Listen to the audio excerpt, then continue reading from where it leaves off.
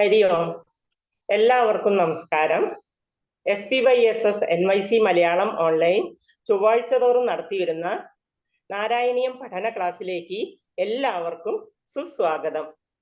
ഇന്ന് നാരായണീയ പഠനം 76-ാം ദിവസത്തിലേക്ക് കടന്നിരിക്കുന്നു.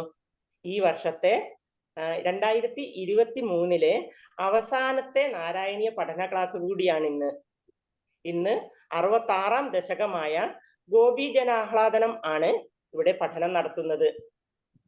ഇന്നിവിടെ പങ്കെടുക്കുന്നവർ ധ്യാന ശ്ലോകം ചൊല്ലുന്നത് പ്രേമലത അക്ക, ചാൻഡിങ് ഗൈഡൻസ് നടത്തുന്നത് പ്രീജിത അക്ക, റെപ്പറ്റീഷൻ 1 മുതൽ 3 വരെ ശ്ലോകങ്ങൾ ഗൗരിയാറക്ക, 4 മുതൽ 6 വരെ ശ്ലോകങ്ങൾ ജയകുമാരി അക്ക, 7 മുതൽ 10 വരെ ശ്ലോകങ്ങൾ തിലകം അക്ക എന്നിവരാണ്. ഇതിന്റെ എല്ലാം എക്സ്പ്ലനേഷൻ നടത്തുന്നത് ഗംഗാ രാജേന്ദ്രൻ അക്കയാണ്. പിന്നണിയിൽ രമ അക്കയും ഉണ്ട്. എല്ലാവരെയും ഹാർദവമായി ആദരപൂർവം സ്വാഗതം ചെയ്യുന്നു. ഹരി ഓം. അതുപോലെ ഇന്നിവിടെ സന്നിഹിതരായിരിക്കുന്ന എല്ലാവരെയും സ്നേഹപൂർവം സ്വാഗതം ചെയ്യുന്നു. ഹരി ഓം. ആദ്യമായി ധ്യാന ശ്ലോകം ചൊല്ലുന്നതിനായി പ്രേമലത അക്കയെ ആദരപൂർവം ക്ഷണിക്കുന്നു. ഹരി ഓം പ്രേമലത അക്ക. ഹരി ഓം അക്ക. ധ്യാന ശ്ലോകങ്ങൾ. അഗജാനന പദ്മാർക്കം ഗജാനന മഹർനിശം അനേകദന്തം ഭക്താനാം ഏകദന്തമുപാസ്മഹേ.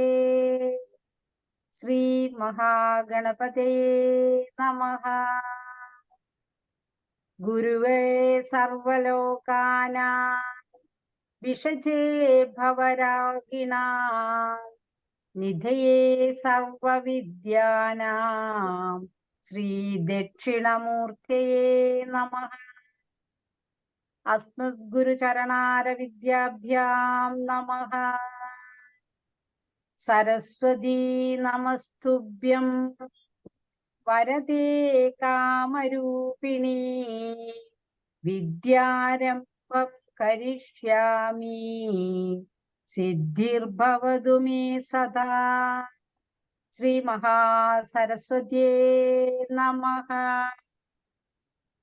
തമൽഭുജം ബാലകമംബുജക്ഷണം ചതുർഭുജം ശംഖഗദാദ്യുതായുധം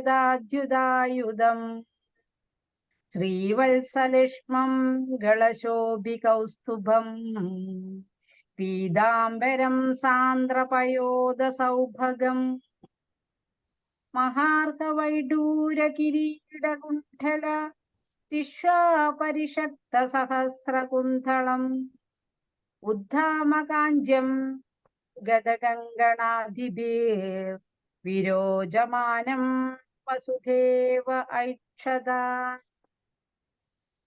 ഹരിനാരായണ ഗോവിന്ദ ജയ നാരായണ ഗോവിന്ദ. ഹരിനാരായണ ജയ നാരായണ ജയ ഗോവിന്ദ ഗോവിന്ദ. ഹരിനാരായണ ഗോവിന്ദ ജയ നാരായണ ഗോവിന്ദ. ഹരിനാരായണ ജയ നാരായണ ജയ ഗോവിന്ദ ഗോവിന്ദ. സർവത്ര ഗോവിന്ദ നാമ സങ്കീർത്തനം. ഗോവിന്ദ ഗോവിന്ദ. ഹരി ഓം. ഹരി ഓം. എല്ലാവർക്കും സന്ധ്യാവന്ദനം. ഇന്ന് നമ്മുടെ നാരായണീയ പഠനം 66-ാം ദശകത്തിലേക്ക് കടന്നിരിക്കുന്നു. ഈ ദശകം ഗോപീജനാഹ്ലാദനം എന്ന ദശകമാണ്. ഗോപികൾ കൃഷ്ണന്റെ സാമീപ്യത്താൽ ഏറ്റവും സന്തോഷവതികളായിട്ടിരിക്കുന്ന സമയമാണ്. 10 ശ്ലോകങ്ങളിലൂടെ നാരായണ ഭട്ടതിരിപ്പാട് അവരുടെ ആഹ്ലാദത്തെ വിവരിക്കുന്നതാണ് ഈ ദശകം. ഇത് ഗീതി വൃത്തത്തിലുള്ളതാണ്. ഉപയാതാനം, നമുക്ക് ആദ്യം അതിന്റെ പദച്ഛേദം നോക്കാം. ഉപയാതാനം സുദൃശാം കുസുമായുധ ബാണപാത വിവശാനാം അഭിവാഞ്ചിതം വിധാതും കൃതമതിഃ അപി താ ജഗാധ വാമമിവ. ശ്ലോകം. ഉപയാതാനാം സുദൃശാം കുസുമായുധ ബാണപാത വിവശാനാം ഉഭയാതാനാം സുദൃശാം കുസുമായുധബാണപാതവിവശാനാം അഭിവാഞ്ചിതം വിധാതും കൃതമതിരപി താ ജഗാധ വാമമിവ. അഭിവാഞ്ചിതം വിധാതും കൃതമതിരപി താ ജഗാഥ വാമമിവ. ഉപയാതാനാം സുദൃശാം കുസുമായുധ ബാണപാത വിവശാനാം അഭിവാഞ്ചിതം വിധാതും കൃതമതിരപി താ ജഗാധ വാമമിവ. ഉഭയാതാനാം സുദൃശാം കുസുമായുധബാണപാതവിവശാനാം അഭിവാഞ്ചിതം വിധാതും കൃതമതിരപി താ ജഗാഥ വാമമിവ. രണ്ടാമത്തെ ശ്ലോകം. ഗഗനഗതം മുനിനിവഹം ശ്രാവയിതും ജഗിത കുലവധൂ ധർമ്മം ധർമ്മ്യം ഖലു തേ വചനം കർമ്മ തു നഹ നിർമ്മലസ്യ വിശ്വാസ്യം. ഗഗനഗതം മുനിനിവഹം ശ്രാവയിതും ജഗിത കുലവധൂ ധർമ്മം. ഗഗനഗതം മുനിനിവഹം ശ്രാവയിതും ജഗിത കുലവധൂധർമ്മം ധർമ്മ്യം ഖലു തേ വചനം കർമ്മ തു നോ നിർമ്മലസ്യ വിശ്വാസ്യം. ധർമ്മ്യം ഖലു തേ വചനം കർമ്മ തു നോ നിർമ്മലസ്യ വിശ്വാസ്യം. ഗഗനഗതം മുനിനിവഹം ശ്രാവയിതും ജഗിത കുലവധൂ ധർമ്മം ധർമ്മ്യം ഖലു തേ വചനം കർമ്മ തു നോ നിർമ്മലസ്യ വിശ്വാസ്യം. ഗഗനഗതം മുനിനിവഹം ശ്രാവയിതും ജഗിത കുലവധൂധർമ്മം ധർമ്മ്യം ഖലു തേ വചനം കർമ്മ തു നോ നിർമ്മലസ്യ വിശ്വാസ്യം. മൂന്നാമത്തെ ശ്ലോകം. പദച്ഛേദം. ആകർണ്യ തേ പ്രദീപാം വാണീം യേണീദൃശഃ ദീനാഃ മാ കരുണാസിന്ധോ പരിത്യജേതി അതിചിരം വിലേപു താഃ. ആകർണ്യതേ പ്രദീപാം വാണീം യേണീദൃശഃ പരം ദീ. ആകർണ്യതേ ആകർണ്യതേ പ്രദീപാം വാണീമേണീദൃശഃ പരം ദീനാഃ മാ കരുണാസിന്ധോ പരിത്യജേത്യതിചിരം വിലേപുസ്താം. മാ കരുണാസിന്ധോ പരിത്യജേത്യതിചിരം വിലേപുസ്താഃ. ആകർണ്യതേ പ്രദീപാം വാണീം യേണീദൃശഃ പരം ദീനാഃ മാ കരുണാസിന്ധോ പരിത്യജേത്യതിചിരം വിലേപുസ്താഃ. आकर्ण्यते प्रदीपां वाणीमेणीदृशः परं दीनाः मामा करुणा सिन्धो परित्यजेत्यधिचिरं विलेपुस्ताः. ഇത് നാലാമത്തെ ശ്ലോകം പദച്ഛേദം. താസാം രുദിതൈഃ ലപിതൈഃ കരുണാകുലമാനസഃ മുരാരേ ത്വം താഭിഃ സമം പ്രവൃത്തഃ യമുനാപുളിനേഷു കാമം അഭിരന്തും. താസാം രുദിതൈർലപിതൈഃ കരുണാകുലമാനസോ മുരാരേ ത്വം. താസാം രുദിതൈർലപിതൈഃ കരുണാകുലമാനസോ മുരാരേ ത്വം. താഭിഃ സമം പ്രവൃത്തോ യമുനാ പുളിനേഷു കാമമഭിരന്തും. താഭിः സമം പ്രവൃത്തോ യമുനാ പുളിനേഷു കാമം അഭിരന്തും. താസാം രുദിതൈർലിപിതൈഃ കരുണാകുലമാനസോ മുരാരേ ത്വം. താഭിഃ സമം പ്രവൃത്തോ യമുനാ പുളിനേഷു കാമമഭിരന്തും. താസാം രുദിതൈർലിപിതൈഃ കരുണാകുലമാനസോ മുരാരേ ത്വം. താഭിः സമം പ്രവൃത്തോ യമുനാ പുളിനേഷു കാമം അഭിരന്തും. അടുത്തത് അഞ്ചാമത്തെ ശ്ലോകം.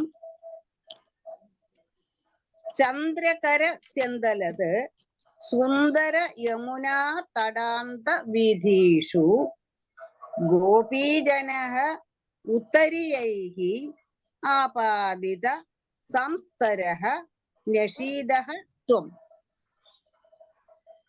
ചന്ദ്രകരസ്യന്തലത് സുന്ദര യമുനാ തടാന്ത വീഥീഷു. ചന്ദ്രകരസ്യന്തലസ സുന്ദര യമുനാ തടാന്ത വീഥീഷു ഗോപീജനോത്തരീയൈഃ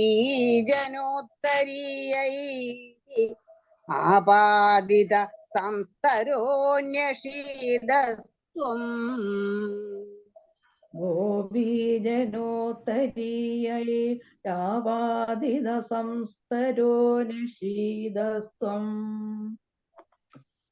ചന്ദ്രകരസ്യന്തലത് സുന്ദര യമുനാ തടാന്ത വീഥീഷു ഗോപീജനോത്തരീയൈരാപാദിത സംസ്തരോന്യഷീദസ്ത്വം. ചന്ദ്രകരസ്യന്തലസ സുന്ദര യമുനാ തടാന്ത വീഥീഷു ഗോപീജനോത്തരീയൈരാപാദിത സംസ്തരോ നിഷീദസ്ത്വം. ആറാമത്തെ ശ്ലോകം. സുമധുര നർമാലാപനൈഃ കരസംഗ്രഹണൈഃ ച ചുംബനോല്ലാസൈഃ ഗാഢ ആലിംഗന സംഗൈഃ ത്വം അംഗനാലോകം ആകുലീചകൃഷേ. സുമധുര നർമാലാപനൈഃ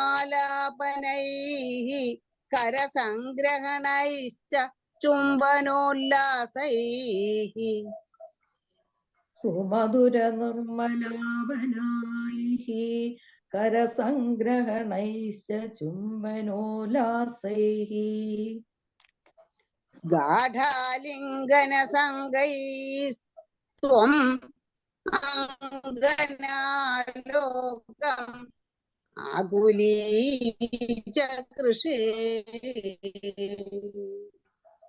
ഗാഢാലിംഗന സംഗൈഃ ത്വം അംഗനാലോകം ആകുലീചകൃഷേ. സുമധുര നർമാലാപനൈഃ കരസംഗ്രഹണൈശ്ച ചുംബനോല്ലാസൈഃ ഗാഢാലിംഗന സംഗൈഃ ത്വം അംഗനാലോകം ആകുലീച കൃഷേ. സുമധുര നിർമ്മലാമനാൈഃ കരസംഗ്രഹണൈശ്ച ചുംബനോല്ലാസൈഃ ഗാഢാലിംഗന സംഗൈഃ ത്വം അംഗനാലോകമാകുലീച കൃഷേ. അടുത്തത് 7ാമത്തെ ശ്ലോകം. പദച്ഛേദം. വാസോഹരണദിനെ യത് വാസോഹരണം പ്രതിശ്രുതം താസാം തത് അപി വിഭോ രസവിവശ സ്വാന്താനാം കാന്ത സുഭ്രുവാം അദധാഃ. ശ്ലോകം.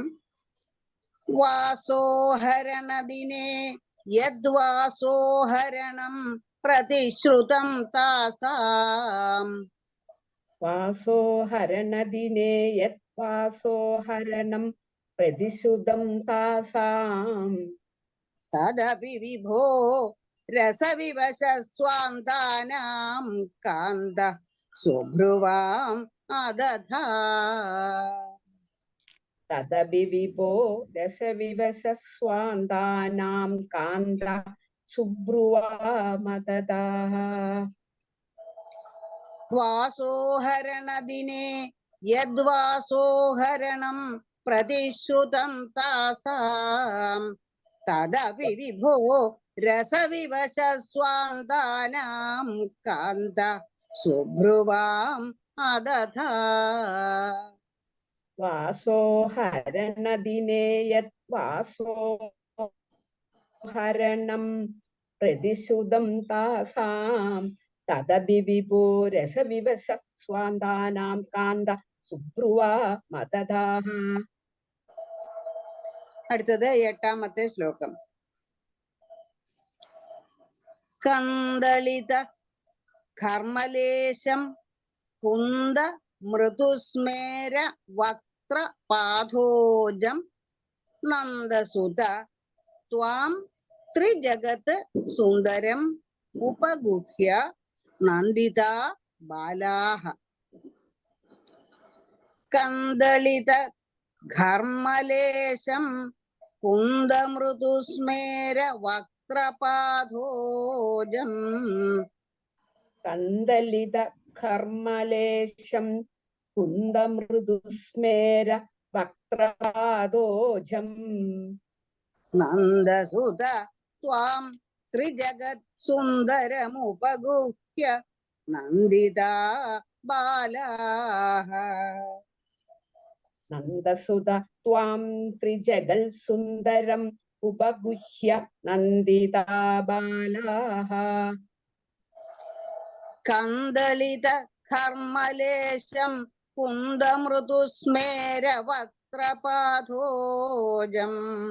നന്ദസുത ത്വാം ത്രിജഗത് സുന്ദരമുപഗുഹ്യ നന്ദിതാ ബാലാഃ. കന്ദലിത കർമ്മലേശം കുന്ദമൃദുസ്മേര വക്ത്രപാദോജം നന്ദസുത ത്വാം ത്രിജഗൽ സുന്ദരം ഉപഗുഹ്യ നന്ദിതാ ബാലാഃ. അടുത്തത് 9ാമത്തെ ശ്ലോകം. വിരഹേഷു അങ്കാരമയഃ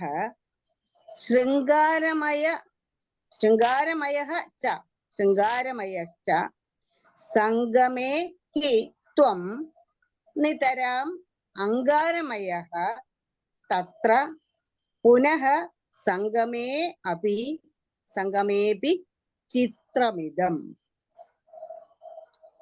വിരഹേഷു അങ്കാരമയഃ ശൃംഗാരമയശ്ച സംഗമേ ഹി ത്വം.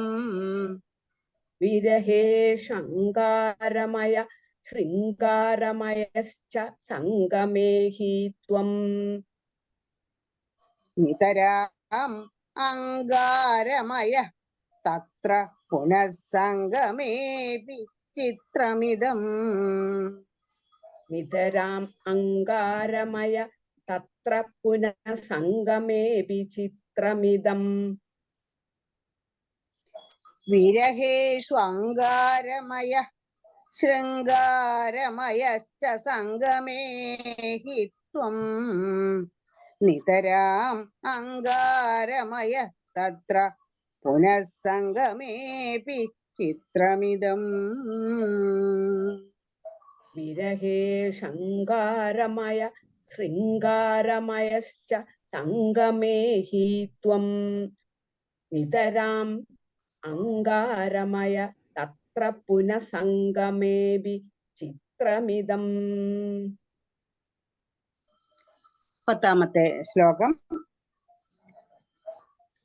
രാധാ തുംഗ പയോധര സാധു പരീരംഭ ലോലുപാത്മാനം ആരാധയേ ഭവന്തം പവനപുരാധീശ ശമയ സകലഗദാൻ.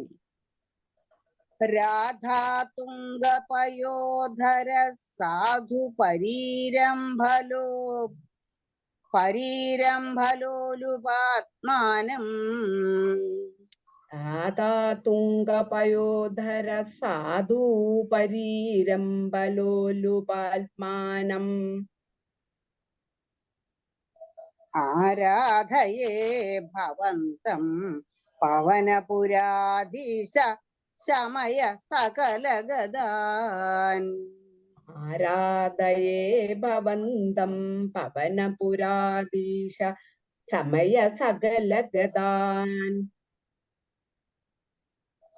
രാധാ തുംഗ പയോധര സാധു പരീരംഭലോലുപാത്മാനം ആരാധയേ ഭവന്തം പവനപുരാധീശ ശമയ സകലഗദാൻ. രാധാ തുംഗപയോധര സാധു പരീരംഭലോലുപാത്മാനം ആരാധയേ ഭവന്തം പവനപുരാധീശ ശമയ സകലഗദാൻ. സർവത്ര ഗോവിന്ദ നാമ സങ്കീർത്തനം. ഗോവിന്ദ ഗോവിന്ദ. അടുത്തത് ഇതിന്റെ വിശദീകരണത്തിനായിട്ട് ഗംഗാക്ക. അങ്ങനെ സർവത്ര ഗോവിന്ദ നാമസങ്കീർത്തനം. ഗോവിന്ദ ഹരി ഗോവിന്ദ. നമ്മളൊപ്പം 66ാമത്തെ ദശകം ഗോപീജന ആഹ്ലാദനം. ഭഗവാന്റെ രാസക്രീഡയ്ക്ക് വേണ്ടി ഗോപീജനങ്ങള് വരുന്നതാണ് ഈ ഒരു ദശകത്തില് പറയുന്നത്. ഗീതി വൃത്തത്തിലാണ് ഈ ഒരു ദശകം രചിച്ചിട്ടുള്ളത്. ആദ്യത്തെ ഇതില് പറയുന്നുണ്ട് എന്താണ്, കാമതാപത്താൽ പരവശകളായി, കാമദേവന്റെ അമ്പേറ്റിട്ട് അല്ലെ കാമപരവശ്യത്താൽ വിവശന്മാരായി പരവശകളായി ആര് മനോഹരിമാരായ ഗോപികമാർ അവര് ഭഗവാന്റെ അരികത്തേക്ക് ആ വന്നു ചേർന്ന ആ ഒരു കാഴ്ച, നല്ല സുന്ദരിമാരായ അവരുടെ മനസ്സിന്റെ ആഗ്രഹം ഭഗവാനുമായിട്ട് രമിക്കുക എന്നുള്ളതാണ്. അപ്പം അത് സാധിപ്പിച്ചു കൊടുക്കാൻ ഭഗവാൻ തീരുമാനിക്കുകയും ഓർപ്പിക്കുകയൊക്കെ ചെയ്തിട്ടുണ്ട്. അപ്പൊ എന്നിട്ടും ഭഗവാനെ അങ്ങ് അവരോട് എടുത്തടിച്ചതുപോലെ എന്ന് പറയാം, ഒട്ടും പ്രതീക്ഷിക്കാത്ത വിധത്തിൽ ഭഗവാൻ അവരോട് പറയാണ് കുറച്ച് കാര്യം. അപ്പൊ ഭഗവാന്റെ വേണുനാഥം കേട്ടിട്ടാണ് ഇവര് ഓടി വന്നത് ഭഗവാന്റെ അടുത്തേക്ക്. അപ്പം എങ്ങനെ ഓടി വന്നു എന്നാണ് പറഞ്ഞത്. കഴിഞ്ഞ ദശകത്തിന്റെ അവസാനം പറഞ്ഞല്ലോ, എന്താണ്, പരിഭ്രമത്തോടെ പരവശരായി അങ്ങനെ ആകെ അമ്പരന്ന് ഓടി വന്ന ആ ഗോപികമാരോട് അവരുടെ ആഗ്രഹം സാധിപ്പിച്ചു കൊടുക്കാൻ ഭഗവാൻ മനസ്സുകൊണ്ട് ആഗ്രഹിച്ചു എന്നുണ്ടെങ്കിലും ഭഗവാൻ ഒക്കെ നിശ്ചയിച്ചിട്ടാണ് വിളിപ്പിച്ചത്. ഭഗവാൻ തന്നെയാണ് അവരെ ആകർഷിപ്പിച്ച് വിളിപ്പിച്ചത് അല്ലെങ്കിൽ വരുത്തിച്ചത്. എന്നിട്ടും അവര് പോലും പ്രതീക്ഷിക്കാതെ ഭഗവാൻ ചില കാര്യങ്ങൾ പറഞ്ഞപ്പോ അവരാകെ എന്ത് ചെയ്യണം എന്നറിയാതെ ആകെ അന്തം വിട്ടുപോയി.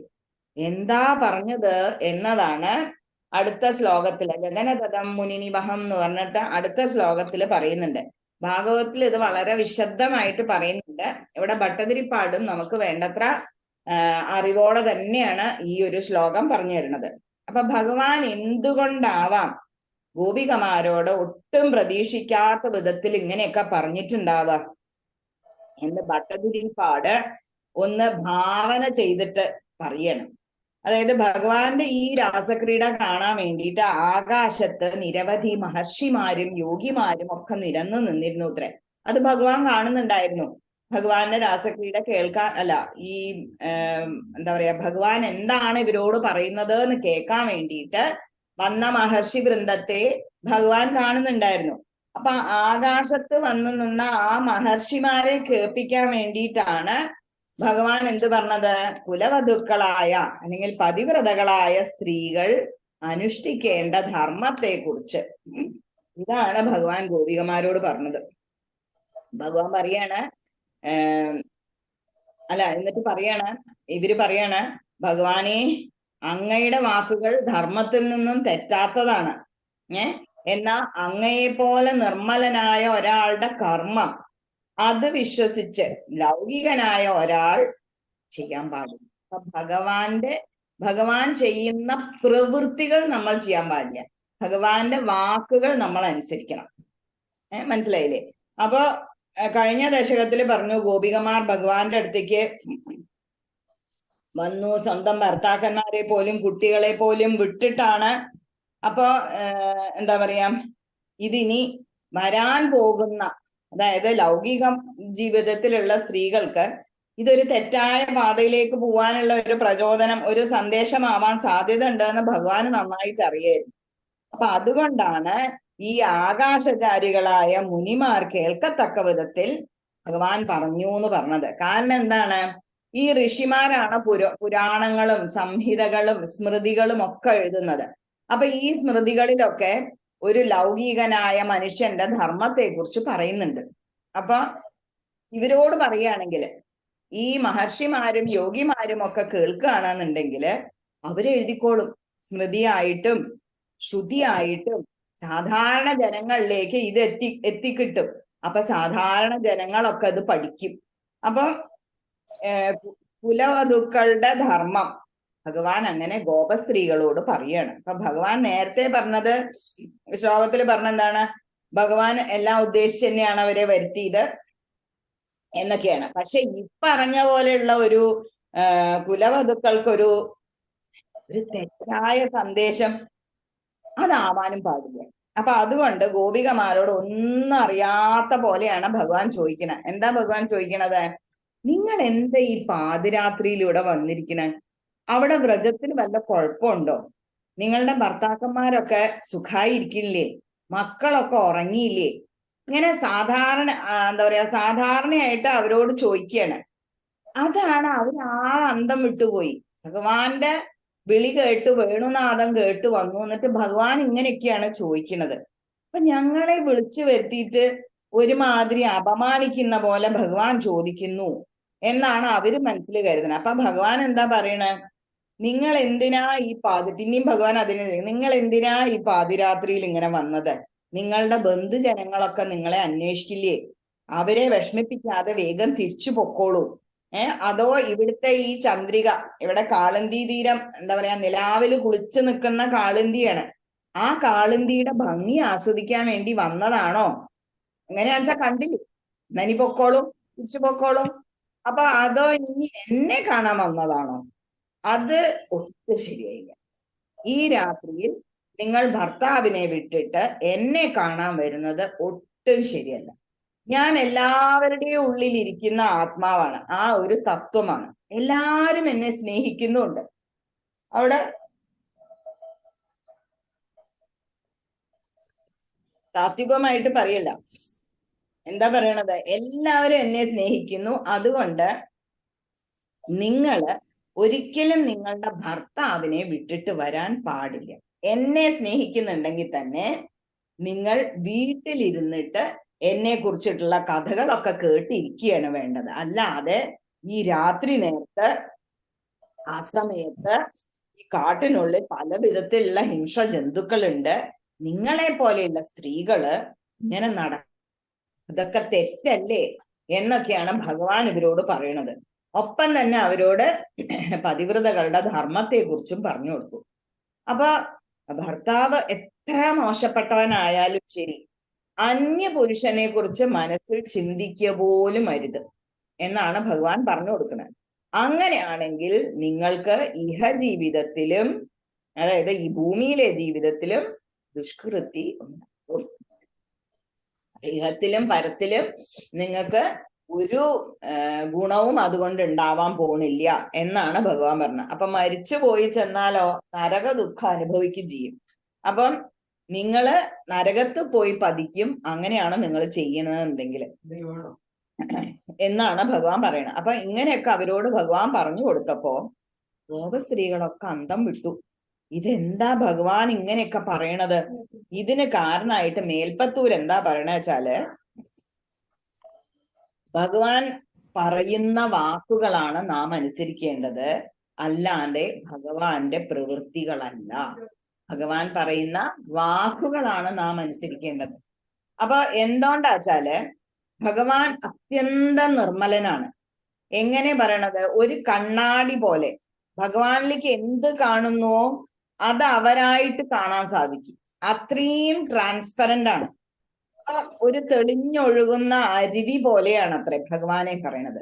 അപ്പൊ ഭഗവാന്റെ പ്രവൃത്തിയും ആ മനസ്സും എന്നാണ് പറയുന്നത്. അപ്പൊ അതേ സമയം ഇതൊരു ലൗകികൻ തന്റെ ജീവിതത്തിലേക്ക് പകർത്താൻ ശ്രമിച്ചാ ശരിയാവില്ല. ലൗകികന്റെ മനസ്സെന്താ? ഒരു ഓടവെള്ളം പോലെയാണ്, അല്ലെ? നമ്മൾ ഒരുപാട് അഴുക്കുകള് കെട്ടിക്കിടക്കുന്ന ഒരു ഓടവെള്ളത്തിന് തുല്യാണ് എന്നാ പറയണത് ലൗകികന്റെ മനസ്സ്. അതായത് മുജ്ജന്മ പാപങ്ങളും ഒപ്പം ഞാൻ എന്ന വ്യക്തിബോധം ഉണ്ടാവും, എന്റേത് എനിക്കുള്ളത് എന്നുള്ള സ്വാർത്ഥത ഉണ്ടാവും. അതുപോലെ തന്നെ അസൂയ, അഹങ്കാരം, മതം, മാത്സര്യം, ലോഭം, മോഹം, ക്രോധം, ഇങ്ങനെ പല വിധത്തിലുള്ള അഴുക്കുകൾ കെട്ടിക്കിടക്കുന്ന ഒരു ഓടവെള്ളം പോലെയാണ് ലൗകികന്റെ മനസ്സ്. അപ്പൊ ഈ ലൗകികൻ എവിടെ കിടക്കുന്നു? ഈ പ്രപഞ്ചം മുഴുവൻ താനാണെന്ന് തിരിച്ചറിഞ്ഞ ഭഗവാൻ എവിടെയുണ്ട്.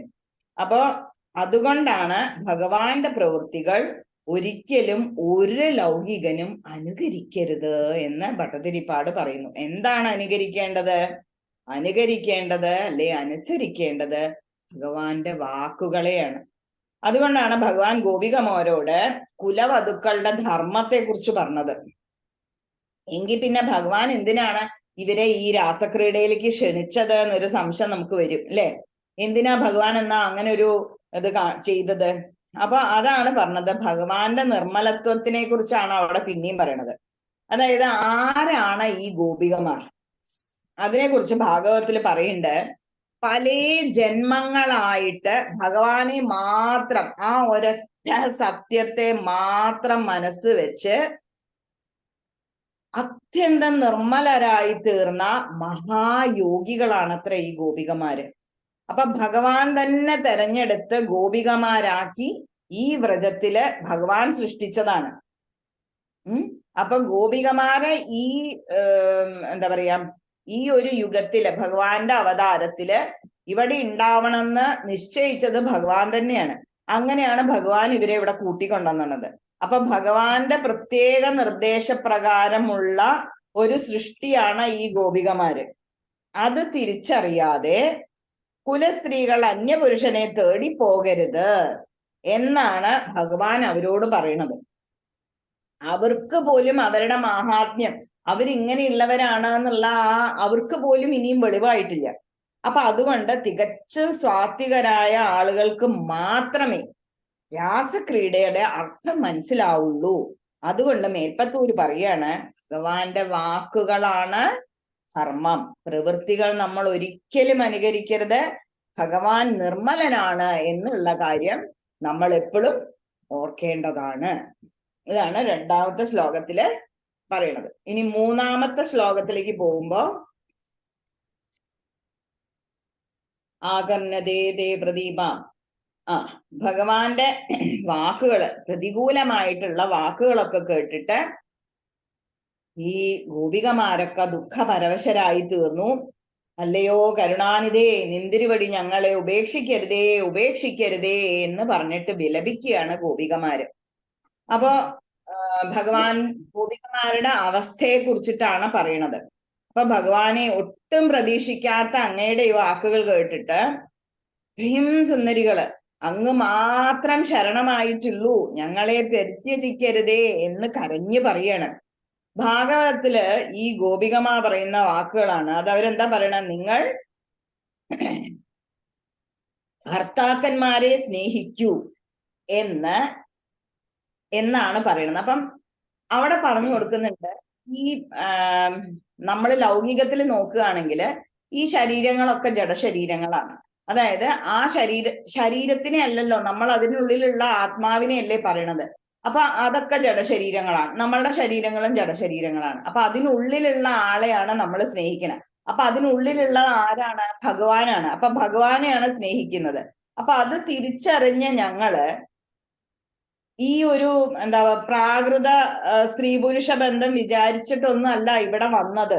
അത് അങ്ങക്ക് അറിയില്ലേ, ഭഗവാൻ അറിയില്ലേ എന്നാണ് ഈ ഗോപികമാര് ചോദിക്കുന്നത്. എന്തിനാ എന്നിട്ട് ഞങ്ങളോട് ഇങ്ങനെയുള്ള ക്രൂരമായ വാക്കുകൾ പറയുന്നത്?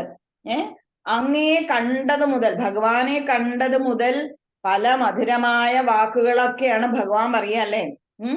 അങ്ങനെയുള്ള ഭഗവാൻ ഇപ്പൊ എന്താ ചെയ്തിരിക്കുന്നത്? ക്രൂരമായ വാക്കുകളാണ് പറയണത്. ഭഗവാൻ വളരെ വളരെ സന്തോഷത്തോടെയാണ് ഗോപികമാരോട് എപ്പോഴും സംസാരിക്കാറ്. ഇപ്പൊ വളരെ ക്രൂരമായ വാക്കുകൾ പറയിടും.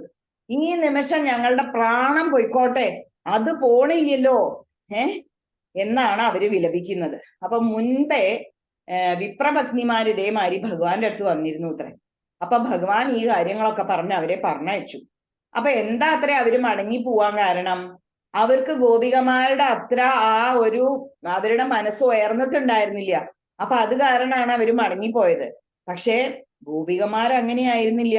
അതുകൊണ്ട് നിർബന്ധപൂർവം പരപുരുഷനെ പ്രാപിക്കും പോലെ, അതായത് ഭഗവാനെ എന്ന് പറഞ്ഞാൽ വീട്ടിലുള്ള ഭർത്താക്കന്മാര് എന്ന് പറഞ്ഞാൽ അതില് ഭഗവാനാണുള്ളത്. ആ ഭഗവാനെ പ്രാപിക്കുക എന്നുള്ള ഒരൊറ്റ എന്താ പറയാ ആഗ്രഹം മാത്രമേ ഉള്ളൂ.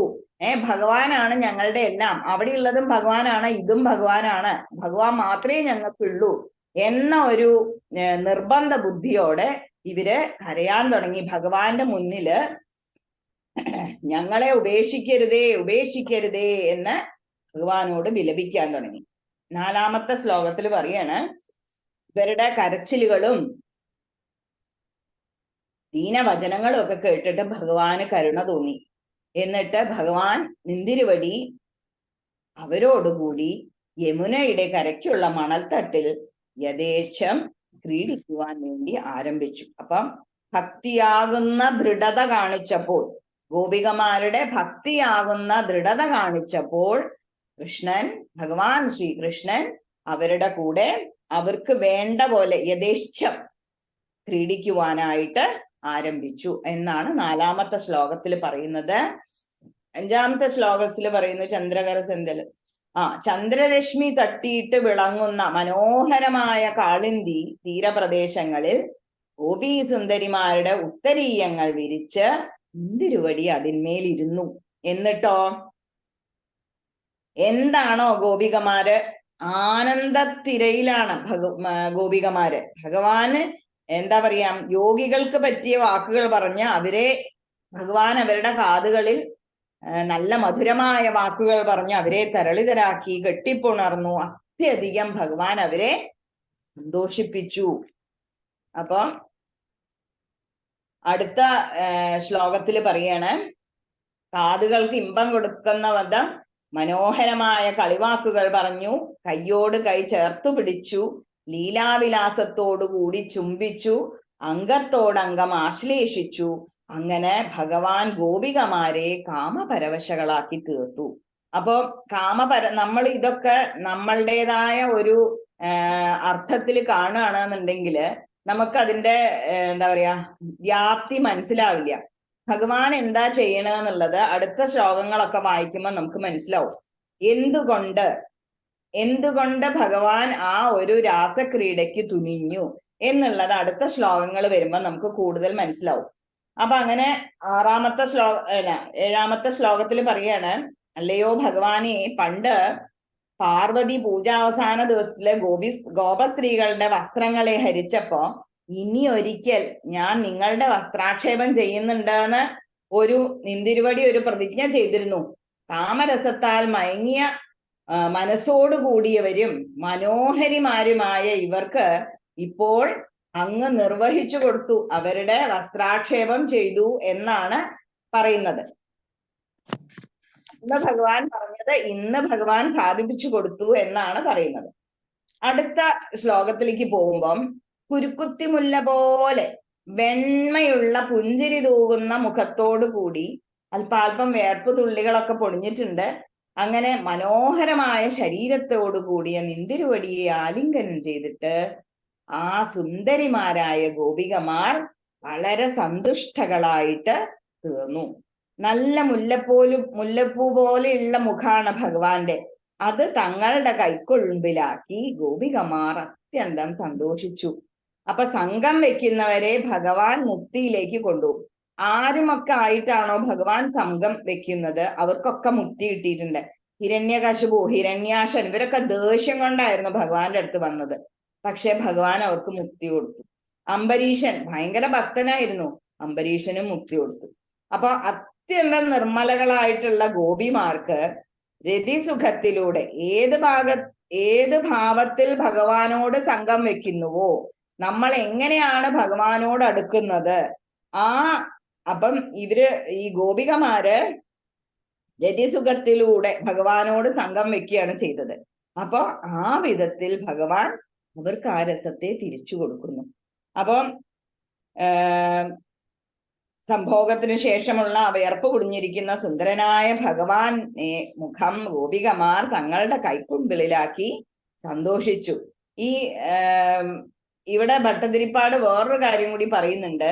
നമ്മള് ഭഗവാനെ വിളിക്കുന്നതിനനുസരിച്ചാണ് നമുക്ക് ഉത്തരം കിട്ടുക. നമ്മൾ എങ്ങനെ വിളിക്കുന്നുവോ ആ അതേപോലെ തന്നെ ഭഗവാൻ നമുക്ക് ഉത്തരവും തരും. അപ്പൊ ദേഷ്യപ്പെട്ട് വിളിച്ചാൽ ദേഷ്യപ്പെട്ടിട്ടാണോ ഉത്തരം തരിക എന്നുള്ളതല്ല. ദേഷ്യപ്പെട്ട് വിളിച്ചാലും ഭഗവാൻ ഉത്തരം തരും. എങ്ങനെയൊക്കെ വിളിച്ചോ ആ എല്ലാ വിളികളും ഭഗവാന്റെ അടുത്ത് എത്തും. അപ്പൊ നമ്മളാണ് നിശ്ചയിക്കേണ്ടത് നമ്മൾ എങ്ങനെ വിളിക്കണം എന്ന്. പക്ഷേ ലൗകികനായ നമുക്ക് ഇങ്ങനെ ഒരു തരത്തിൽ ഭഗവാനെ വിളിക്കാൻ പാടില്ല. അപ്പൊ നമുക്കത് മനസ്സിലാവും. എന്താ വെച്ചാൽ നമ്മൾ നാരായണീയവും ഭഗവത്ഗീതയൊക്കെ പഠിക്കുന്ന പഠിതാക്കളാവുകൊണ്ട് നമുക്ക് കാര്യം മനസ്സിലാവും. പക്ഷെ തീരെ വെറും ലൗകികം മാത്രമുള്ള ആൾക്കാർക്ക് ഇത് കേൾക്കുമ്പോൾ വിചാരിക്കും, അയ്യോ ഭഗവാൻ അങ്ങനെ ചെയ്തുവോ? ഭഗവാൻ അങ്ങനെ ഒന്നും ചെയ്യില്ല. ഭഗവാൻ എന്താണോ ആർക്കാണോ എപ്പോഴാണോ കൊടുക്കേണ്ടത് അതിനനുസരിച്ച് ഭഗവാൻ കൊടുക്കുകയുള്ളൂ. അപ്പൊ ഇവിടെ ഗോപികമാർക്ക് ഇതിന്റെ ആവശ്യമുണ്ട് എന്ന് ഭഗവാന് പൂർണ്ണമായും തോന്നിയതുകൊണ്ട്, അതായത് ഭഗവാൻ തന്നെയാണ് അവരെ ഇവിടെ ജനിപ്പിച്ചിരിക്കുന്നത്. ഭഗവാന്റെ നിർദ്ദേശപ്രകാരം തന്നെയാണ് ഗോപികമാര് വന്നിരിക്കുന്നത്. ഭഗവാന്റെ നിർദ്ദേശപ്രകാരം തന്നെയാണ് അവര് വ്രജത്തിലെത്തിയത്. അപ്പൊ നമുക്ക് എന്തൊക്കെയോ കാണിച്ചു തരാനുണ്ട്. എന്തൊക്കെയാ നമുക്ക് കാണിച്ചു തരേണ്ടത്? നമ്മളോട് പറയാണ് ഭഗവാന്റെ വാക്കുകളാണ് നമ്മൾ ശ്രദ്ധിക്കേണ്ടത്, പ്രവൃത്തികളല്ല. പിന്നെ കുലവധു എന്തെല്ലാം ആചരണങ്ങൾ ചെയ്യണം ഇത് നമുക്ക് മനസ്സിലാക്കി തരാൻ വേണ്ടിയിട്ട് ഭഗവാൻ ആകാശത്തുള്ള മുനിജനങ്ങൾക്ക് കേൾക്കത്തക്ക വിധം പറഞ്ഞു. അവര് നമുക്കത് ശ്രുതികളായും സ്മൃതികളായും തരുമെന്ന് കരുതി. അപ്പൊ ഇത്രയൊക്കെ ഭഗവാൻ വളരെ എന്താ പറയാ അടുക്കും ചിട്ടയോടും കൂടിയിട്ട് ഇങ്ങനെ കാര്യങ്ങൾ ചെയ്തു വരുന്നതായിട്ടാണ് മേൽപ്പത്തൂര് നമുക്ക് വർണ്ണിച്ചു തരുന്നത്. അപ്പോ 9ാമത്തെ ശ്ലോകത്തിൽ പറയാണ്, വേർപെട്ടിരിക്കുമ്പോ അങ്കരമയൻ തീക്കൊള്ളി പോലെ സന്താപത്തെ ഉണ്ടാക്കുന്നത്. എന്തുകൊണ്ടാ സന്താപത്തെ ഉണ്ടാക്കുന്നത്? ഭഗവാന് വിട്ടുപോയാൽ നമുക്ക് എന്തെങ്കിലും സന്തോഷമുണ്ടോ? ഭഗവാൻ കൂടി ഉള്ളത് കൊണ്ടല്ലേ നമുക്കൊരു സമാധാനം ഒരു സന്തോഷം ഉള്ളത്. അപ്പം ചേർന്നിരിക്കുമ്പോ ഭഗവാൻ ശൃംഗാരമയനാണ്. ചേർന്നിരിക്കുമ്പോ നമുക്ക് എന്താ സന്തോഷം. ഭഗവാന്റെ കഥകൾ കേൾക്കുമ്പോൾ നമുക്ക് എന്താ സന്തോഷം, എന്താ സമാധാനം. ഭഗവാനെ പറ്റി പറയുമ്പോൾ നമുക്ക് എത്ര പറഞ്ഞാലും തീരില്ല. അയ്യോ അങ്ങനെയും ചെയ്തു തന്നു കേട്ടോ, ഭഗവാൻ ഇങ്ങനെയും നമ്മളുടെ കൂടെ ഉണ്ടായിട്ടോ, നമുക്ക് നിരവധി കാര്യങ്ങൾ പറയാനുണ്ടാവും അല്ലെ. അപ്പം ഭട്ടതിരിപ്പാടും പറയാണ്, ശൃംഗാരമയനാണ്. ഭഗവാനോട് ചേർന്നിരുന്നാൽ നമുക്ക് അത്രയും സന്തോഷാണ്, അത്രയും ആനന്ദാണ്. അപ്പോ വൃന്ദാവനത്തിൽ വെച്ച് നിന്തിരുവടി ഗോപസ്ത്രീകളോട് ചേർന്നിരുന്നപ്പോഴും, അല്ലയോ ഭഗവാനെ നിന്തിരുവടി അഹങ്കാരമയനായിരുന്നു. ഭഗവാൻ അവരെ രമിപ്പിച്ചു, അവരെ സന്തോഷിപ്പിച്ചു. ഭഗവാൻ സത്യമായിട്ടും പറഞ്ഞ എന്താണ്, ശൃംഗാരമയനാവുമ്പോഴാണ് ഭഗവാൻ സന്തോഷിപ്പിക്കുന്നത്.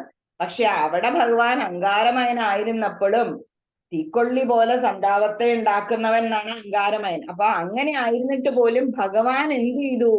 ഈ ഗോപസ്ത്രീകളെ സന്തോഷിപ്പിച്ചു. എന്താ കാര്യം? അവർക്ക് അത് മനസ്സിലാക്കാനുള്ള യോഗ്യത വന്നു.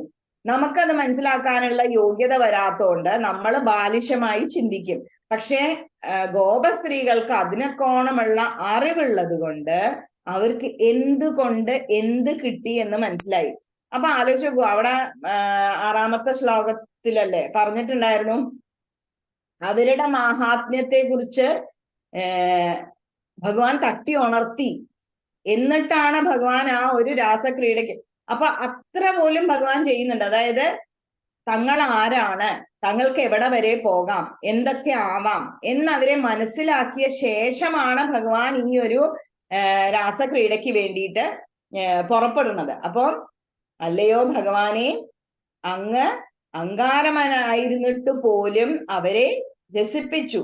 അപ്പോ അതൊരു ഭയങ്കര ആശ്ചര്യം തന്നെയാണ് എന്ന് 9ാമത്തെ ശ്ലോകത്തില് ഭട്ടതിരിപ്പാട് എഴുതിയിരിക്കുകയാണ്.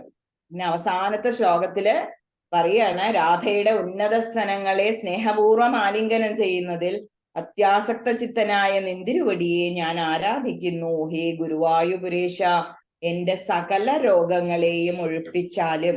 ഇതെല്ലാം ഭട്ടതിരിപ്പാട് പറയുന്നത് വളരെയധികം നമ്മുടെ കാര്യങ്ങളെ മനസ്സിലാക്കാൻ, അതായത് നമ്മളുടെ ഇപ്പോഴത്തെ നിലയിൽ നമുക്ക് എന്തൊക്കെ ഭഗവാനോട് പ്രാർത്ഥിക്കാം, എന്തൊക്കെ കാര്യങ്ങൾ നമുക്ക് ഭഗവാന്റെ മുന്നിൽ തുറന്നു വെക്കാം, എന്തൊക്കെയാണ് നമ്മള് ഭഗവാനെ കുറിച്ച് ചിന്തിക്കാൻ പാടില്ലാത്തത്. അതായത് ഇങ്ങനെയുള്ള എന്താ പറയാ പാഠങ്ങളിൽ കൂടി പോകുമ്പോ നമ്മളുടെ മനസ്സിൽ വേറെ ചിന്തയൊന്നും വരാൻ പാടില്ല. അതുകൊണ്ടാണ് ഭട്ടതിരിപ്പാട് വളരെ വ്യക്തമായി പറയുന്നത്, നിങ്ങള് മനസ്സിലാക്കുക നമ്മൾ എവിടെയാണ്. ഈ ഒരു ദശകം വായിച്ചു കഴിഞ്ഞാൽ നമുക്കറിയാം നമ്മൾ എവിടെയാണ് നിൽക്കുന്നത്. നമുക്കിനി എത്ര ദൂരം പോയാൽ ഈ ഗോപികമാരുടെ അടുത്തെങ്കിലും എത്താൻ പറ്റും, ഇനി നമ്മൾ എന്തെല്ലാം ചെയ്യേണ്ടതായിട്ടുണ്ട് എന്നൊക്കെ മനസ്സിലാക്കാൻ പറ്റിയ ഒരു വളരെ മനോഹരമായ ഒരു ദശകമാണ്. എന്നിട്ട് ഭഗവാനോട് ഭട്ടതിരിപ്പാട് പറയാണ്, ഹേ ഗുരുവായൂർ പുരേശ, എന്റെ സകല രോഗങ്ങളെയും ഈ ഒരു ദശകം എനിക്കാവും വിധം, എനിക്ക് നല്ല പനിയാണ്, 2 ഗുളിക കഴിച്ചിട്ടിരിക്കുകയാണ്, എന്നാലും എനിക്കാവും വിധം ഇത്രയൊക്കെ പറയാൻ സാധിച്ചതില് ഭഗവാനോട് നന്ദി പറയണു. ഇന്ദിരാക്കയോടും ബാക്കി എല്ലാവരോടും സമിതി അംഗങ്ങളോടും നന്ദി പറയുന്നു. ഞാൻ പറഞ്ഞ വാക്കുകൾ ഭഗവാന്റെ തൃപ്പാദത്തിൽ നിൽക്കുകയാണ്. കായേന വാചാ മനസേന്ദ്രിയൈർവാ ബുദ്ധ്യാത്മനാവാം പ്രകൃതേ സ്വഭാവ കരോമി യദ്യത് സകലം പരസ്മൻ ശ്രീമന്നാരായണായേതി സമർപ്പയാമി. ഹരി ഓം. ഗംഗാക്ക വളരെ വിശദമായി പറഞ്ഞു. ഇനിയിപ്പോ ഒന്നും പറയാനില്ല, എന്നാലും ഞാൻ ശ്രമിക്കാം. അപ്പൊ നമ്മൾ ഈ ദശകത്തില് കണ്ടത് ആ ശൃംഗാരമയനായ ഭഗവാനെയാണ് കണ്ടത്. കാരണം ഗോപികമാരെ ആഗ്രഹിച്ചതും അത് തന്നെയായിരുന്നു. ഭഗവാന്റെ കൂടെ നടന്ന് അവര് ഒരു കാമുകനായിട്ട് മനസ്സിൽ കണ്ടുകൊണ്ട് നടന്നു. അത് മനസ്സിലാക്കിയ ഭഗവാൻ അതിനുള്ള അവസരം ഒരുക്കി കൊടുത്തു. അപ്പൊ നമ്മള് കുറൂരമ്മയെ നോക്കുകയാണെങ്കിലോ, കുറൂരമ്മയ്ക്ക് ഒരു മകന്റെ ഒരു കുഞ്ഞിന്റെ അഭാവം ഉണ്ടായിരുന്നു. അപ്പൊ ഭഗവാനെ കൃഷ്ണനായിട്ട് ആ മകനായിട്ടാണ്, ഉണ്ണിക്കണ്ണനായിട്ട് കണ്ടു. ഭഗവാൻ അവിടെ ലീലകളാടുന്നത് നമുക്ക് എല്ലാവർക്കും ഒരുപാട് പേർക്ക് അറിയാമെന്ന് വിചാരിക്കുന്നു. അങ്ങനെ ഒരു ഉണ്ണിക്കണ്ണനായിട്ട് ആ കുറൂരമ്മയുടെ അടുത്ത് ഓടി നടന്ന് പല കുസൃതികളും കാണിച്ച് അവിടെ കുറൂരമ്മയുടെ അടുത്ത് വസിക്കുന്നുണ്ടായിരുന്നു. അപ്പൊ എന്താണോ നമ്മൾ ആഗ്രഹിക്കുന്നത്, ഏത് രൂപമാണോ ആഗ്രഹിക്കുന്നത്, ആ നമ്മുടെ ഭക്തിയുടെ ആഴമനുസരിച്ച് ഭഗവാൻ അതേ രൂപത്തില് നമ്മളെ പ്രസാദിക്കുന്നു എന്നാണ് പറയുന്നത്. ഇപ്പൊ സത്യമായ ഒരു കാര്യമാണ്, എൻ്റെ വീട്ടില് എൻ്റെ മുത്തച്ഛൻ്റെ ഒരു കസിൻ ഉണ്ടായിരുന്നു, ഒരു അമ്മൂമ്മ.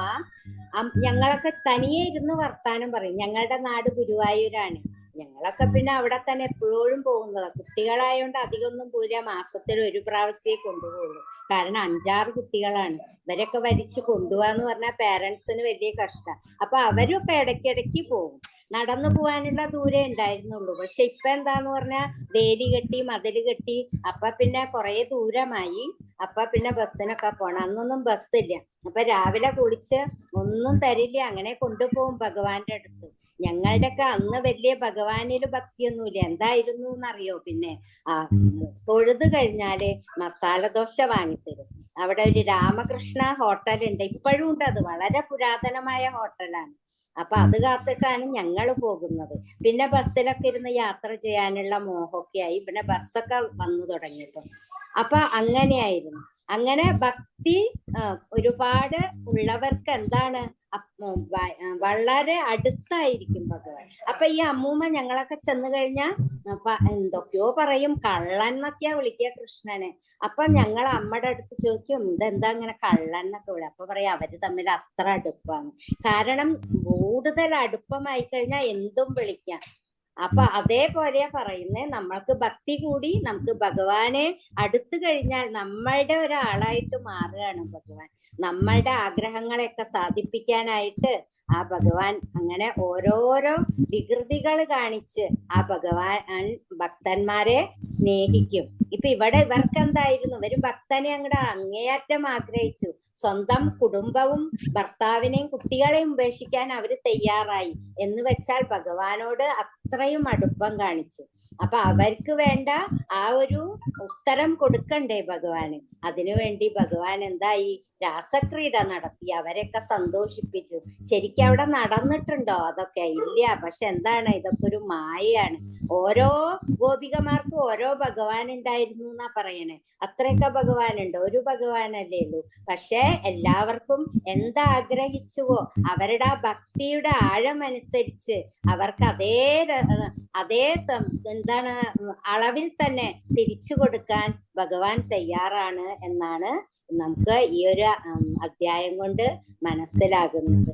അപ്പൊ എന്താണ്, നമ്മളെപ്പോഴും ഭക്തി സാന്ദ്രമായിട്ട് ഉള്ള ഒരു ജീവിതം നയിക്കുക. അപ്പൊ ഭഗവാനെ നമ്മള് വിളിച്ചാൽ ഉടനെ നമ്മൾക്ക് വേണ്ടി ഓടിയെത്താൻ ആ ഭഗവാൻ തയ്യാറാണ്. പക്ഷെ ഭക്തിയുടെ ആഴം കൂടിക്കൊണ്ടിരിക്കണം. അല്ലാതെ വെറുതെ നമ്മള് ഒരു കാര്യം നടക്കാൻ വിളിച്ചാൽ എത്തുമോ എന്ന് അറിയില്ല. അങ്ങനെ അവിടെ ആ രാത്രി സമയത്തും ആദ്യം അവരെ വഴക്കു പറയുന്നുണ്ട്. എന്താണത്? അത് പതിവ്രതാ ധർമ്മം എന്താണെന്ന് നമ്മളെല്ലാം മനസ്സിലാക്കി തരികയാണ് അവിടെ ചെയ്യുന്നത്. അതുമാത്രമല്ല, ആകാശത്തെ എല്ലാവരും ആ രാസക്രീഡ കാണാനെത്തിയ നാരദാദി ഋഷിമാർക്കെല്ലാം തന്നെ മനസ്സിലാക്കി കൊടുക്കണം, എന്റെ ഉദ്ദേശം ഇതല്ല എന്ന് മനസ്സിലാക്കാൻ വേണ്ടി ആ ഗോപികമാരെ ആദ്യമായി വഴക്കു പറയുന്നു. പിന്നെ അത് മാറ്റി ഭഗവാൻ അവരെ സന്തോഷവതികളാക്കിയിട്ട് പറഞ്ഞയക്കുകയാണ് ചെയ്യുന്നത്. അപ്പൊ രാസക്രീഡ എന്ന് പറഞ്ഞാൽ ആ നാരായണീയത്തിലെ അല്ല ഭാഗവതത്തിലൊക്കെ ഒരു പ്രത്യേകമായിട്ടുള്ള അധ്യായം തന്നെയാണ്. അപ്പൊ ഭഗവാന്റെ മായാവിലാസം ഒരിക്കൽ ഭഗവാൻ അതുപോലെ വസ്ത്രാപഹരണം നടത്തിയിരുന്നു. ഭഗവാൻ എന്താ, ഭഗവാൻ ഉള്ളിൽ തന്നെയുണ്ട്. എല്ലാം നമ്മളെ കാണുന്ന ഒരു ഭഗവാന് അതിൻ്റെയൊക്കെ ആവശ്യമുണ്ടോ? പക്ഷെ എന്താണ്, വസ്ത്രം എന്ന് പറഞ്ഞാൽ അതൊരു മായ. ആ നമ്മളുടെ ഒരു എന്താണ്, ഞാൻ എന്നുള്ള ഭാവത്തെ മാറ്റിക്കൊള്ളാൻ വേണ്ടിക്കൊണ്ട് ഭഗവാൻ ചെയ്യുന്ന ഓരോ വേലകളാണ്. അതിൽ നിന്നൊക്കെ നമ്മള് പഠിക്കേണ്ടിയിരിക്കുന്നു. പല തത്വങ്ങളും അതിൽ നിന്നൊക്കെ കാണാൻ സാധിക്കും. ആ മാനാഭിമാനം, ആ ദേഹാഭിമാനം മാറ്റുകയാണ് അവിടെ ചെയ്യുന്നത്. ഞാൻ എന്നുള്ള ആ ഒരു എന്നുള്ള ഒരു ഇതിനെ മാറ്റിക്കൊടുക്കുകയാണ് ചെയ്യുന്നത്. ഞാൻ എന്ന് പറഞ്ഞപ്പോ അവിടെ പറയുന്നുണ്ട് ജഡമാണ്. അവര് ഗോപികമാര് വഴക്ക് പറയുമ്പോ തിരിച്ചു പറയുന്നുണ്ട്, ഭഗവാനെ ഭർത്താവിനെ പോയി സ്നേഹിക്കൂ, ബാലൻ കുട്ടികളെ ശ്രദ്ധിക്കൂ എന്നൊക്കെ പറയുന്നുണ്ട്, ഞങ്ങളുടെ ഉള്ളിലും ആ ഭഗവാൻ തന്നെയാണ്, ഭർത്താവിന്റെ ഉള്ളിലും ആ ഭഗവാൻ തന്നെയാണ്. ഈ ജഡം മാറിക്കഴിഞ്ഞാൽ പിന്നെ എല്ലാം ഭഗവത് മയമായിട്ടാണ് എല്ലാ ചരാചരങ്ങളും ഇരിക്കുന്നത്. അപ്പൊ ഭഗവാനവിടെ മനുഷ്യൻ എവിടെ? മാറ്റമുണ്ടോ? അതല്ലേ നമ്മൾ ശബരിമലയിൽ പോകുമ്പോഴും കാണുന്നത്. തത്വമസി എല്ലാം ചെയ്ത് എല്ലാ വ്രതങ്ങളും എടുത്ത് അവിടെ ചെല്ലുമ്പോ പറയാണ് നീ ഞാൻ തന്നെയാണ് എന്ന് പറയുമ്പോ മനസ്സിലായി. അപ്പൊ അവിടെ എത്തുമ്പോ നമ്മള് ഭഗവാനും നമ്മളും യാതൊരു വ്യത്യാസവുമില്ല, ഒരേ രീതിയിൽ അവിടെ ഇരിക്കുകയാണ് ചെയ്യുന്നത്. പക്ഷെ അവിടെ നിന്ന് ഇറങ്ങി കഴിയുമ്പോ വീണ്ടും നമ്മുടെ സ്വഭാവം തദൈവ മാറിക്കൊണ്ടിരിക്കും. അങ്ങനെ ഭഗവാന്റെ ആ ഒരു സ്നേഹവും ലാളനയൊക്കെ നമുക്കും ലഭിക്കാൻ നമ്മള് ഭക്തിയിൽ ആഴ്ന്നിറങ്ങി ഭഗവാനെ ധ്യാനിച്ചുകൊണ്ട്, അല്ലെങ്കിൽ ഭഗവത് നാമങ്ങൾ ജപിച്ചുകൊണ്ട്, ഈ കലിയുഗത്തിൽ പറഞ്ഞിരിക്കുന്നത് നാമജപാണ്. വളരെ എളുപ്പമാണ് നമുക്ക്. നമ്മൾ എന്ത് ചെയ്യുമ്പോഴും ഒരു നാമം ബൈഹാർട്ടായി കഴിഞ്ഞാൽ നമുക്ക് കുക്കിംഗ് ചെയ്യുമ്പോഴും അല്ലെങ്കിൽ ബസ്സിൽ യാത്ര ചെയ്യുമ്പോഴും ഒക്കെ നമുക്ക് ചൊല്ലാം. അപ്പൊ നാമജപം കൊണ്ട് നമ്മളല്ല, നമ്മുടെ ആ ഒരു ചുറ്റുപാട് മുഴുവനും പരിശുദ്ധമാവുകയാണ് ചെയ്യുന്നത്. അപ്പൊ അതുകൊണ്ട് നമുക്ക് എളുപ്പമുള്ള ഒരു കാര്യമാണ് ഈ കലിയുഗത്തില് ഭഗവാൻ തന്നിരിക്കുന്നത്. പൂജാദികളിലേക്കാളും അത് യജ്ഞങ്ങളെക്കാളും ഒക്കെ ശ്രേഷ്ഠമായ നാമജപം കലിയുഗത്തില് ആ മനുഷ്യന്മാർക്ക് പ്രദാനം ചെയ്തിരിക്കുന്നു. അപ്പൊ നമ്മളെപ്പോഴും നമ്മളിപ്പോ അതും തന്നെയാ ചെയ്തുകൊണ്ടിരിക്കുന്നത്. നാരായണീയമായാലും ഭഗവത്ഗീതയായാലും ഭാഗവതമായാലും അതുപോലെ ഭഗവാന്റെ കണ്ണന്റെ നാമങ്ങളൊക്കെ ചൊല്ലി ആ ഗുരുവായൂരപ്പനെ നമ്മളിലേക്ക് അടുപ്പിക്കുക എന്ന് പറയുമ്പോ എന്താണ്? ഇതപ്പോ രാസക്രീഡ പോലെയായി അല്ലെ? ഭഗവാന്റെ ആത്മാവ് തന്നെയാണ് നമ്മളിൽ ഇരിക്കണേ. അപ്പൊ നമ്മളും ഭഗവാനും ഒന്നാണ്. ആ ഭഗവാനെ ഒന്നാക്കണമെങ്കിൽ നമുക്ക് ഭഗവാനെ നമ്മുടെ അടുത്ത് നിർത്തിയാലേ സാധിക്കുള്ളൂ. അതുകൊണ്ട് ഭക്തി കൂടി വരാൻ നമ്മൾ ശ്രമിക്കുക. അത് ഒരു ശാശ്വത അനന്യമായ ഭക്തിയാവണം. ഭഗവാൻ മാത്രമാണ് നമ്മുടെ ഉള്ളില്. എന്ത് ചെയ്യുമ്പോഴും നടക്കുമ്പോഴും ഇരിക്കുമ്പോഴും ഉറങ്ങുമ്പോഴും ഒക്കെ ആ ഭഗവാൻ കൂടെയുണ്ട്. അതുകൊണ്ടാണ് ഇതിനൊക്കെ സാധിക്കുന്നത് എന്ന് നമ്മൾ പ്രാർത്ഥിച്ചു കഴിയുമ്പോ നമ്മുടെ ആ ഒരു അഹങ്കാരം എന്ന് പറഞ്ഞ സാധനമൊക്കെ അങ്ങോട്ട് ദൂരെ മാറിപ്പോണു. പിന്നെ നമ്മളും ആ ഭഗവാനും ഒന്നാകുന്നു. ഇത്രയേ പറയാനുള്ളൂ. നമസ്കാരം. പറയാൻ അവസരം തന്നതിന് നിരാക സമിതി എല്ലാവർക്കും നന്ദി, സജ്ജനങ്ങൾക്കും നന്ദി. ഹരിയോ. ഇന്ന് 66-ാം ദശകമായ ഗോപീജനാഹ്ലാദനം വളരെ ഭംഗിയായി ഇവിടെ പൂർത്തീകരിച്ചിരിക്കുന്നു. വളരെ ഭക്തിസാന്ദ്രമായ ഒരു സായം സന്ധ്യയിലൂടെയാണ് നമ്മൾ കടന്നുപോയത്. ഇങ്ങനെ ഒരു സായം സന്ധ്യ നമുക്ക് സമ്മാനിച്ച ധ്യാന ശ്ലോകം ചൊല്ലിയ പ്രേമലത അക്ക, ചാൻഡിങ് ഗൈഡൻസ് ചെയ്ത സരോജിനി അക്ക, ശ്ലോകങ്ങൾ ആവർത്തിച്ച് ചൊല്ലിയ ഗൗരിയാറക്ക, ജയകുമാരി അക്ക, തിലകമക്ക, പിന്നെ എക്സ്പ്ലനേഷൻ വളരെ ഭംഗിയായി നിർവഹിച്ച ഗംഗാരാജേന്ദ്രൻ അക്ക, രമ അക്ക, എല്ലാവരോടും അഗൈതവമായ നന്ദി രേഖപ്പെടുത്തിക്കൊള്ളുന്നു. ഹരിയോം.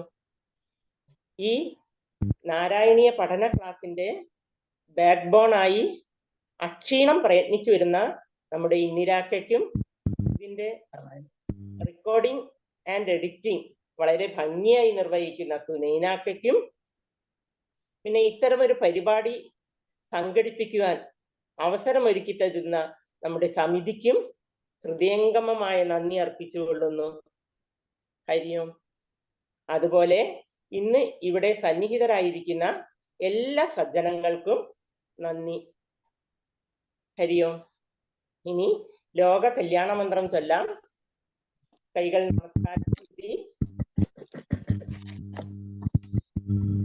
ഓം സർവേ ഭവന്തു നഃ, സർവേ സന്തു നിരാമയാഃ, സർവേ ഭദ്രാണി പശ്യന്തു,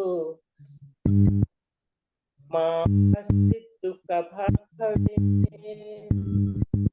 ഓം ശാന്തി ശാന്തി ശാന്തി. ഹരിയോം.